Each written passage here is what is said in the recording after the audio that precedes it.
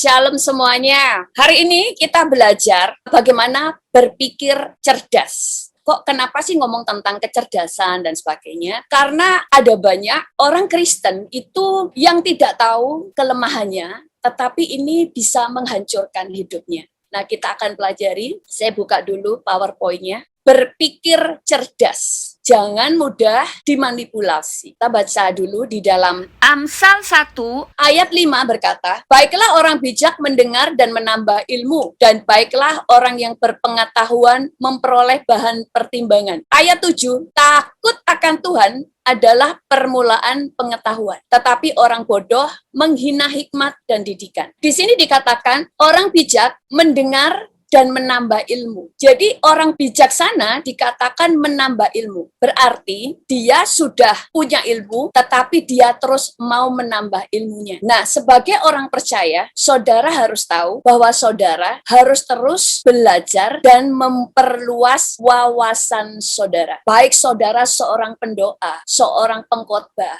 seorang ibu rumah tangga, apapun harus memperluas wawasan saudara. Saudara harus belajar tentang sifat manusia. Saudara harus belajar bagaimana membangun relationship dengan orang. Saudara juga harus tahu bagaimana cara membangun hubungan dengan Tuhan dan sebagainya. Karena hidup kita harus terus belajar. Itu yang namanya terus bertumbuh dan memperluas wawasan. Karena hidup orang percaya tidak hanya stuck tahu tentang doa, tahu tentang peperangan rohani. Kenapa sih saya bicara tentang ini? Beberapa hari ini ya, dalam seminggu atau 2 minggu ya, 2 mingguan ya, memang Tuhan itu membawa saya untuk melihat berita-berita kriminal. Saya itu gak pernah mengikuti berita kriminal, saudara. Tetapi Tuhan kemudian membawa saya untuk mendengarkan tentang kisah-kisah kriminal yang ada di bangsa-bangsa. Kemudian Tuhan berkata begini, karena engkau harus bisa mengajarkan itu kepada semua anak-anak Tuhan. Supaya setiap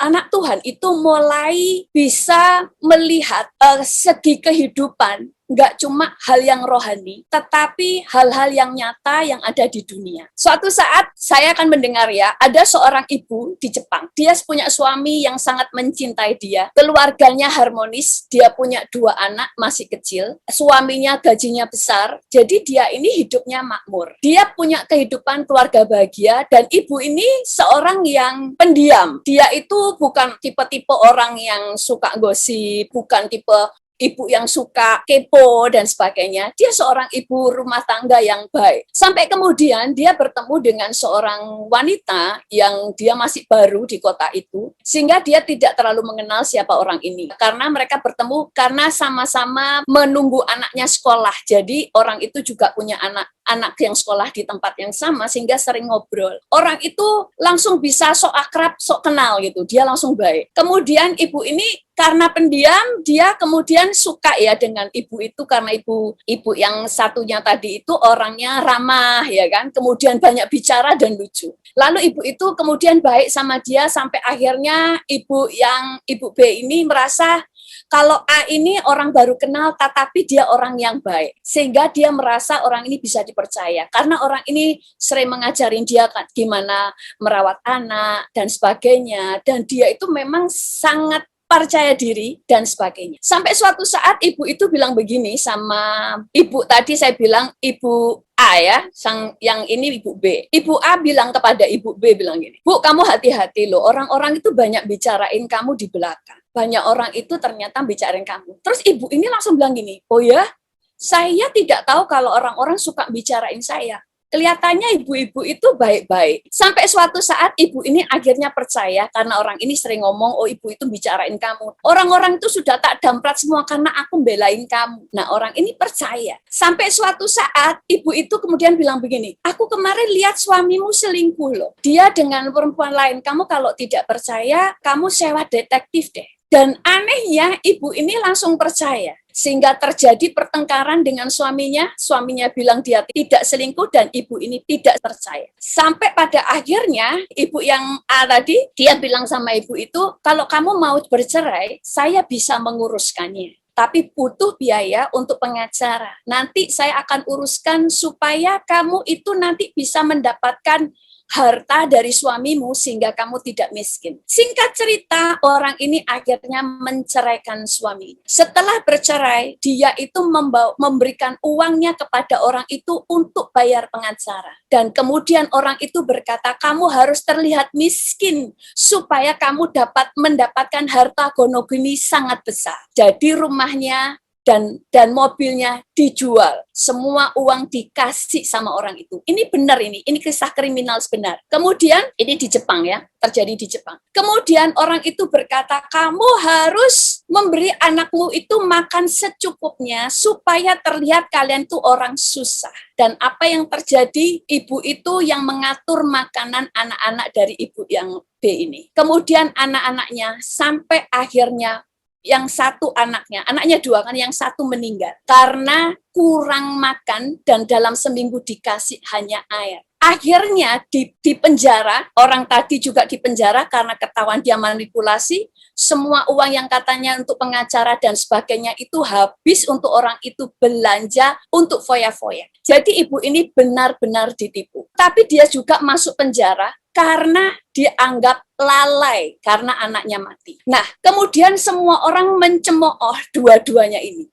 Yang satu sangat jahat, yang satu ini banyak yang berkata yang satu terlalu baik dan polos. Tapi banyak yang berkata yang ibu yang satunya sampai anaknya mati adalah orang yang bodoh. Lalu Tuhan berkata kepada saya begini, banyak orang Kristen yang juga bodoh. Kita harus tahu, kita memang harus baik. Banyak orang yang berpikir, orang baik tidak boleh marah. Banyak orang yang berpikir, orang baik itu berarti tidak boleh berkata tidak. Orang Kristen banyak berpikir, orang baik itu tidak boleh menolak pada waktu orang minta tolong. Orang Kristen banyak yang berpikir bahwa kalau orang baik itu dia tidak boleh untuk tegas kepada orang lain. Bahkan kalau orang baik tidak boleh milih-milih teman. Sehingga ada banyak orang Kristen yang hidupnya jadi ngambang. Itu sebabnya saya selalu berkata bahwa kita itu perlu mengerti firman itu benar-benar dengan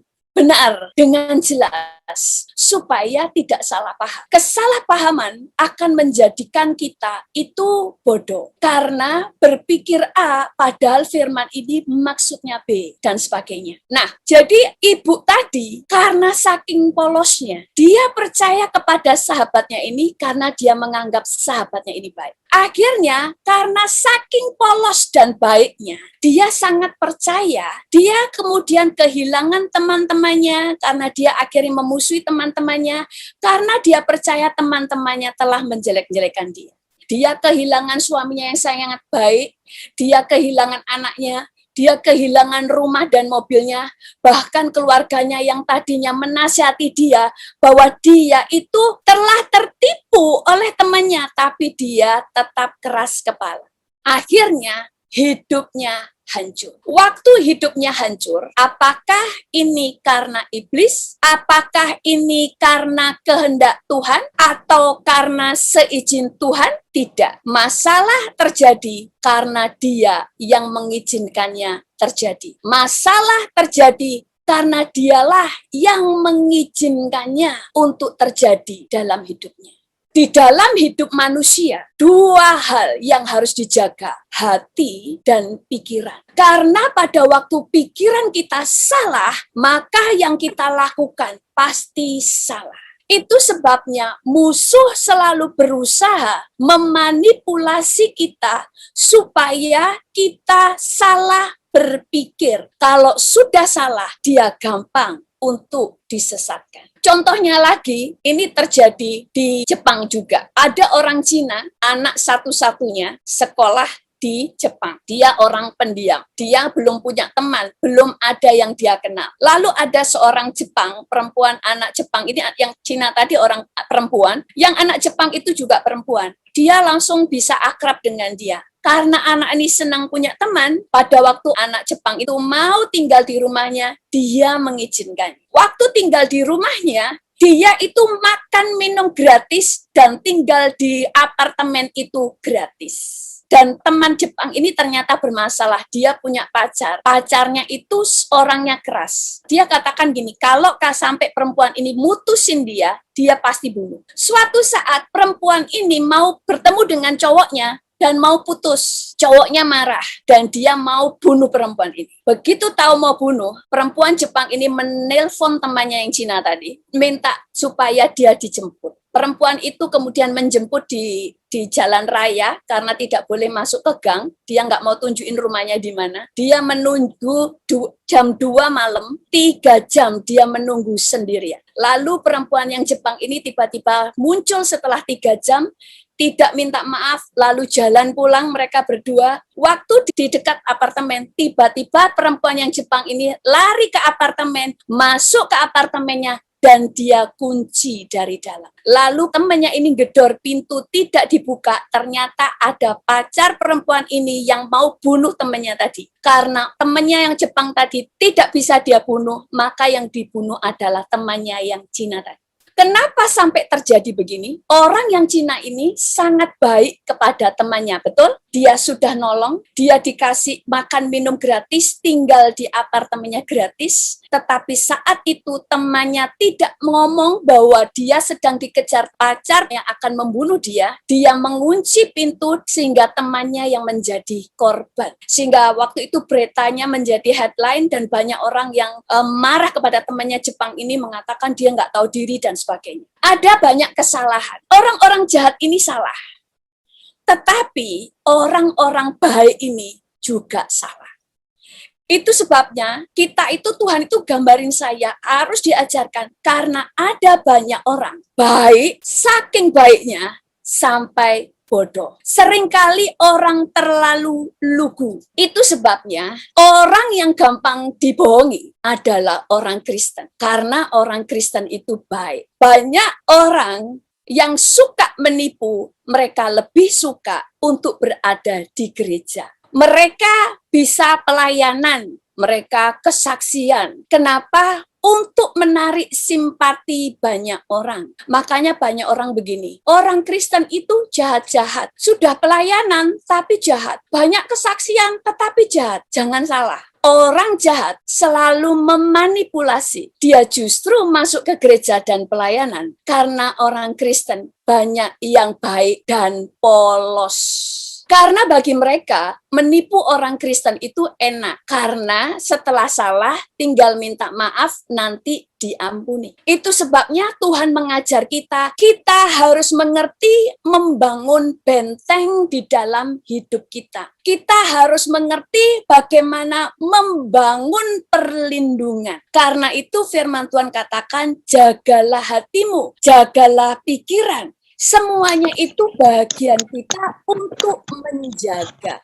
Dulu ada ya kejadian, ada seseorang pertama datang ke gereja, waduh dia saksian luar biasa ke hamba Tuhan, gembala sidang di situ, sampai gembalanya terpukau. Karena terpukau, orang ini disuruh kesaksian. Setelah disuruh kesaksian, setiap kali datang ke mana? Ke gereja-gereja cabang, orang ini diajak bersaksi. Sehingga semua orang merasa, oh orang ini orang baik. Setelah itu dia menawarkan semua orang untuk join partner karena dia akan membuka sebuah usaha.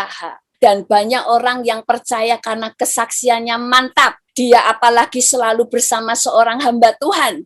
Berarti dia bisa dipercaya. Dan ternyata semua orang tertipu. Uang mereka dibawa kabur. Dan orang itu pindah ke gereja yang lain lagi, membuat penipuan dan penipuan lagi. Kenapa?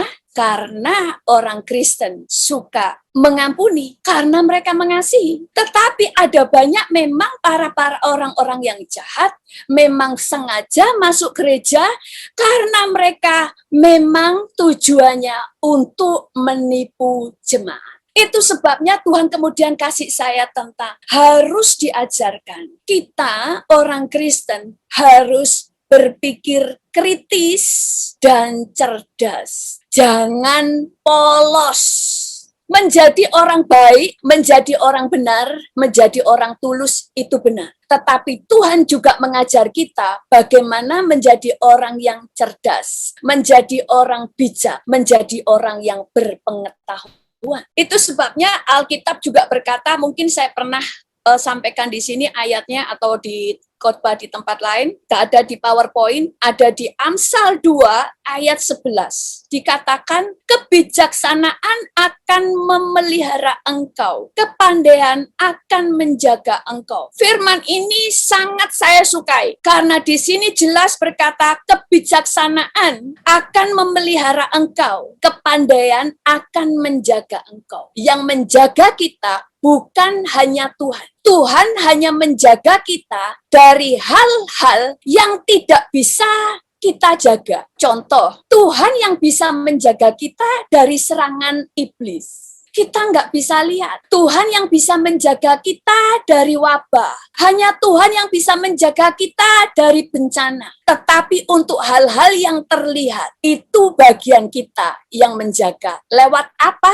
Yang menjaga kita adalah kebijaksanaan dan kepandaian. Di terjemahan yang lain dikatakan itu kepandaian itu adalah pengetahuan. Kebijaksanaan akan memelihara engkau. Kepandaian akan menjaga engkau. Bukan cuma Tuhan yang menjaga engkau. Hal-hal yang terlihat, yang bisa engkau jaga, bagianmu, itu sebabnya perlu pengetahuan. Jangan polos. Nah, itu sebabnya ada banyak orang Kristen yang dimanipulasi orang. Makanya firman Tuhan berkata, hendaklah kamu cerdik seperti ular, tapi tulus seperti merpati. Cerdik ini dikatakan engkau harus bijak, engkau harus smart, kamu harus licik. Maksudnya licik itu langsung dia bisa pelajari apa yang dilakukan oleh musuh. Tapi hatinya tetap tidak jahat. Itulah tulus. Dan kalau di terjemahan yang lain dikatakan begini, kamu ini tuh ada di tengah-tengah dunia yang selalu siap membunuh kamu. Itu sebabnya kamu harus cerdik. Tuhan nggak katakan gini, kamu di tengah-tengah bangsa yang siap membunuh kamu. Tapi percayalah, aku akan melindungi engkau. Tidak, Tuhan katakan kamu harus cerdik. Karena cerdik itulah yang bisa melindungi kita. Bijak. Domba itu tidak punya taring ya. Taring atau apa namanya? Apa ini namanya? Yang buat kalau berperang gitu ya. Tanduk. Ya, tanduk. Ya, terima kasih. Saya salah lupa. Tidak punya tanduk karena Tuhan tidak memanggil kita jadi pembunuh. Tidak memanggil kita menjadi orang yang mencelakakan orang. Tetapi engkau bisa menghindari kejahatan dengan kecerdikan. Jadi orang baik, sekali lagi, banyak orang berpikir orang baik adalah orang yang tidak boleh marah. Orang baik itu bukan orang yang tidak boleh waspada. Sehingga siapa saja yang datang ke rumah, karena saya orang baik, semuanya diterima. Tidak, saudara. Saudara baik, tapi tidak semua orang harus kau masukkan ke rumahmu. Saudara berhak menolak orang. Siapa yang boleh masuk dan siapa yang tidak boleh. Siapa yang bisa menjadi sahabat paling dekat dan siapa yang hanya menjadi sahabat biasa atau teman jauh. Orang baik bukan kemudian gak punya filter. Makanya kita diajarin cerdas. Kita diajari hikmat. Nah, orang Kristen itu selalu begini. Kita ini harus belajar hikmat. Orang langsung mikir gini, hikmat itu datang dari Tuhan. Iya. Terus kemudian, hikmat itu adalah takut akan Tuhan. Iya. Tapi bukan cuma hikmat itu datang dari Tuhan. Makanya Tuhan ajarkan hikmat itu dia terjemahkan di Alkitab, di Amsal. Bagaimana cara memimpin, bagaimana cara mengelola, bagaimana cara berpikir, bagaimana cara bertindak, bagaimana cara bicara. Itulah hikmat. Hikmat saudara dapat dari pengetahuan. Tetapi kalau dikatakan permulaan hikmat adalah takut akan Tuhan, artinya semua pengetahuan yang tidak mendatangkan kejahatan, pengetahuan yang tidak menentang Tuhan, semua datangnya dari Tuhan. Makanya kita perlu mengembangkan kepribadian, belajar bagaimana berbicara dan sebagainya, bahkan belajar sifat-sifat manusia, karena nggak semua manusia itu baik. Banyak orang Kristen di gereja adalah Kristen KW. Makanya orang jahat lebih suka masuk di gereja. Bukan untuk bertobat, tapi untuk menipu jemaat. Karena mereka Yaitu tadi, karena orang Kristen terkenal baik. Makanya orang dunia berkata begini, orang Kristen ternyata jahat. Bukan. Yang jahat itu adalah serigala-serigala yang masuk gereja dan memakai bulu domba. Kalau orang Kristennya, domba-domba yang nggak punya taring, tetapi saking baiknya, nggak ada kecerdikan, hanya tulus, sehingga banyak dimakan serigala-serigala yang berbulu domba. Bahkan ada seorang rentenir kaya raya karena banyak menyita harta orang-orang. Dia seorang pelayan Tuhan. Dia kalau ngomong sangat rohani. Facebooknya penuh dengan ayat firman dan kesaksian yang sangat spektakuler. Tetapi hidupnya menghancurkan banyak orang. Karena bunga berbunga yang sangat tinggi, orang-orang sudah membayar bunga, tidak pernah bisa habis, sampai akhirnya orang ini menawarkan rumahmu tak beli atau kendaraanmu tak beli, selalu harganya 50% di bawah harga pasar. Sehingga orang-orang itu hidupnya hancur. Banyak orang berpikir, berbuat jahat. Yang penting saya percaya Yesus, saya pasti selamat. Alkitab berkata, ada dosa yang mendatangkan maut dan ada dosa yang tidak mendatangkan maut. Apa dosa yang mendatangkan maut? Banyak orang langsung bilang gini, menghujat Roh Kudus. Iya, menghujat Roh Kudus itu gimana? Roh Kudus selalu membawa orang bertobat. Roh Kudus membawa orang mengalami pemulihan. Tetapi ada orang-orang yang menghancurkan kehidupan banyak orang. Dia sebenarnya sedang melawan Roh Kudus. Itu sebabnya orang yang berbuat kejahatan, menghancurkan hidup banyak orang, itu ada hitungannya. Kalau terus-menerus dia tidak juga bertobat, dia akan menjadi orang bebal. Kalau sudah bebal, walaupun di gereja, dia akan menjadi semakin jahat karena tidak bisa bertobat lagi. Ada dosa yang tidak mendatangkan maut. Saudara selalu semua orang pernah berbohong. Tapi kebohongan saudara contohnya gini. Ibu sudah makan belum? Karena sungkan ngomong sudah. Dikasih makanan-makanannya, asin. Enak nggak Bu? Kita ngomong, enak padahal asin. Dosa nggak? Dosa. Tapi saudara tidak membunuh orang lain. Itu ada pelajarannya sendiri ya tentang penjabarannya, tentang dosa yang mendatangkan maut. Sekarang kita tidak belajar itu, jadi saya tidak perlu bahas. Nah, kemudian, jadi di dalam hidup kita, baik boleh, goblok jangan. Kan istilahnya, baik boleh, tulus boleh, goblok jangan. Makanya Tuhan katakan cerdik. Sampai Tuhan katakan kata cerdik itu di depan. Cerdik seperti ular, baru tulus. Karena cerdik itu adalah benteng. Bukan tulus dulu. Kalau tulus dulu kena tusuk saudara, kecaplok dimakan sama serigala. Makanya cerdik yang di depan, karena cerdik adalah benteng. Cerdik itu berbicara bahasa, kalau di dalam terjemahan bahasa Inggris berbicara bijaksana, berhikmat, smart. Tapi smart tidak bisa, kita nggak bisa pintar tanpa belajar, tanpa berpengetahuan. Makanya orang Kristen harus berpikir kritis. Saudara ini kan selalu diajar begini. Iman itu percaya dulu, walaupun tidak melihat. Benar, kalau iman. Karena Tuhan bisa dipercaya. Jadi saudara nggak perlu lihat, saudara cukup percaya. Karena Tuhan tidak pernah berdusta. Tapi kalau orang yang ngomong, saudara jangan langsung percaya sebelum melihat buktinya. Makanya orang-orang Kristen suka kemakan hoax.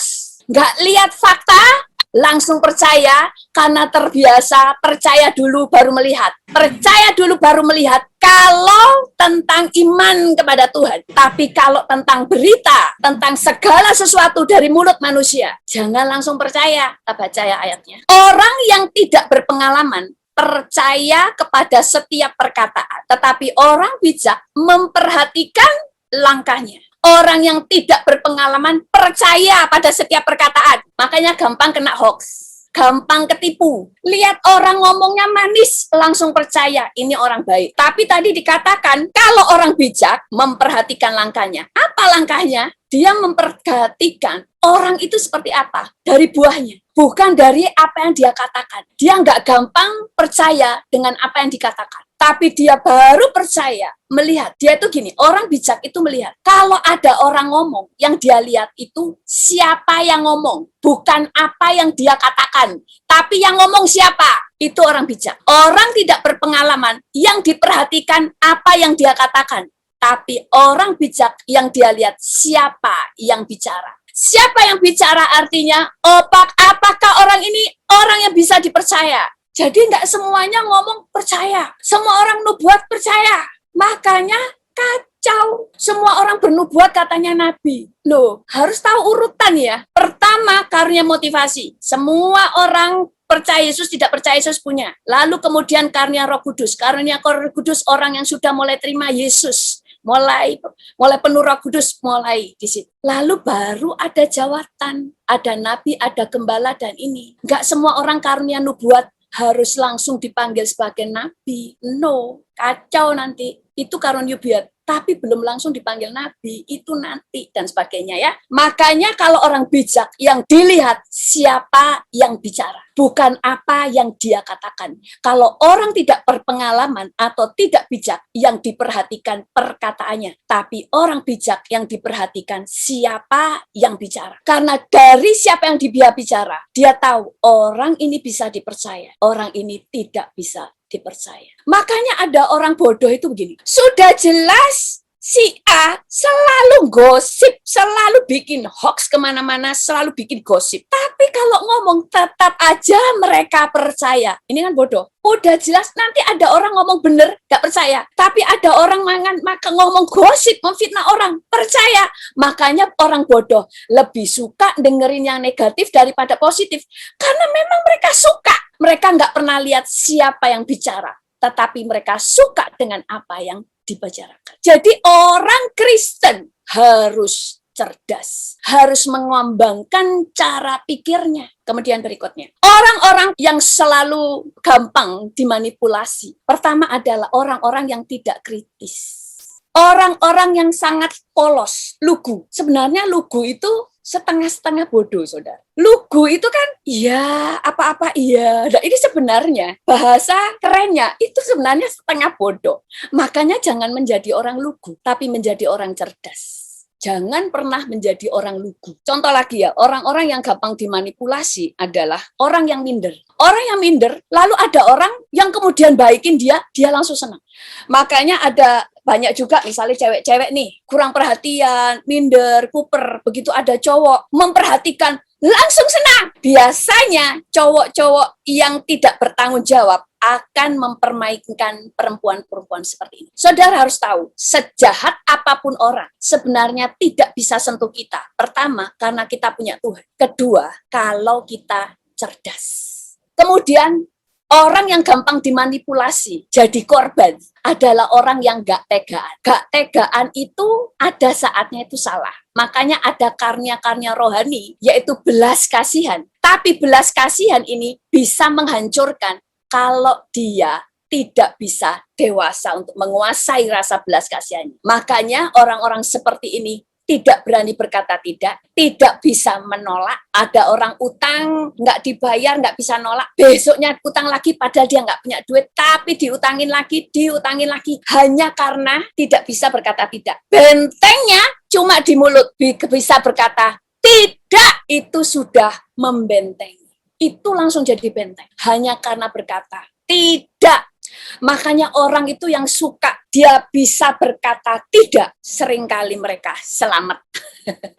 Karena tadi bijak, cerdik itu kan di terjemahan lain dikatakan itu bijak. Orang bijak bisa selamat karena bentengnya. Cerdik adalah benteng. Karena tidak semua Tuhan itu yang lindungi. Tuhan hanya melindungi hal-hal yang di luar kendali kita. Yang di dalam kendali kita yang harus jaga. Contoh, bukan Tuhan yang menutup pintu rumah kita. Kita yang harus menutupnya. Karena apa? Karena Tuhan bukan pembantu kita. Tuhan itu adalah Tuhan kita. Makanya dia hanya mengerjakan hal-hal yang kita tidak bisa lakukan. Yang kita bisa lakukan harus dikerjakan sendiri. Kemudian orang yang gampang dimanipulasi adalah orang-orang yang tertolak. Orang tertolak dia haus perhatian, haus penerimaan. Makanya mereka gampang dimanipulasi. Itu sebabnya orang Kristen harus mengalami pemulihan hati dan pemulihan cara pikir. Karena kalau tidak ada banyak kehancuran, bukan karena iblis, tetapi ada hal-hal yang tidak dipulihkan dalam diri kita. Baik hati kita, baik pikiran kita. Kemudian, banyak ya. Terus kemudian, orang yang lemah. Orang lemah ini bagaimana? Kebanyakan perempuan ini yang lemah. Orang lemah itu akarnya terlalu mengasihani diri sendiri. Kalau ada yang memperhatikan aku, pasti nasibku tidak begini. Coba kalau ada yang mendukung aku, nasibku pasti nggak begini. Coba kalau ada orang-orang yang mengerti aku saja, hidupku tidak begini. Orang begini orang yang lemah.